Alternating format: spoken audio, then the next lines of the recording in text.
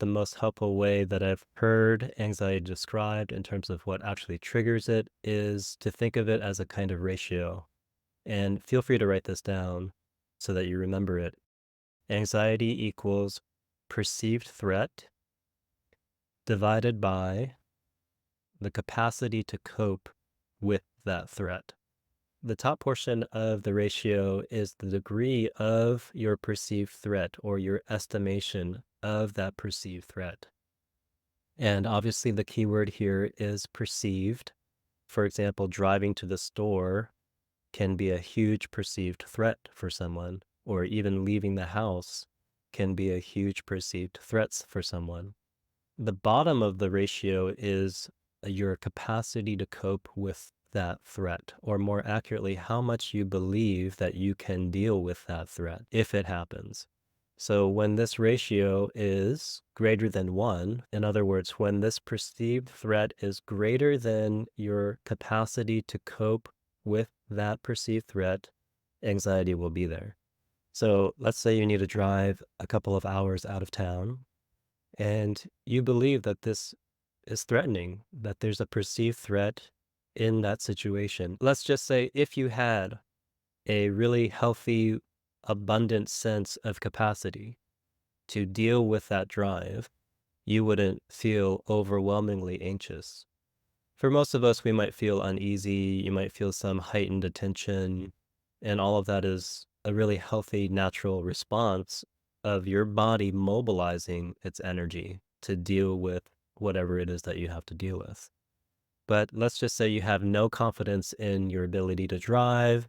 Either you're brand new to driving or you haven't done it in a while. Maybe your car has been constantly breaking down and you don't think that it's going to make the trip, or you can't believe that you are able to handle something that might come up on the drive, right? That perceived threat ends up being much greater than your capacity to cope.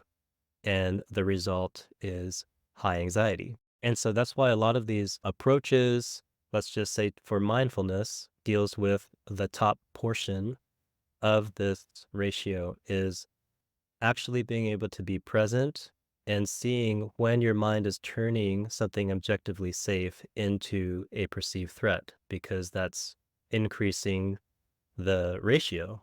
And then there's other techniques and solutions that deal with your belief in your capacity to cope with that threat. The biggest dilemma that I see when I work with my clients is that the major issues that start is when you experience anxiety as a threat. You might feel the anxiety start to arise in the body, some tension, the sweaty palms, nervousness, the kind of constriction.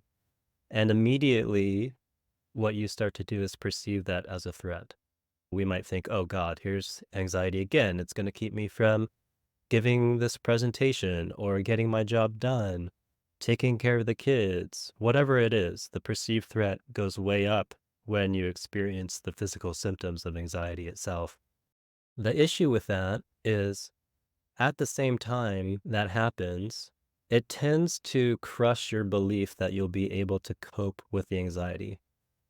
So you believe that you can't function with that anxiety. You're not able to deal with it because anxiety itself actually does limit, when it's that severe, it does limit your ability to cope with what's going on. We have a deep belief then that we don't have the capacity or what it takes to deal with it. So you see how when we position ourselves against anxiety that way, when we perceive anxiety to be a threat, this formula goes way out of whack. It amplifies. And so our perceived threat goes way up, and then our capacity to cope with that threat goes way down.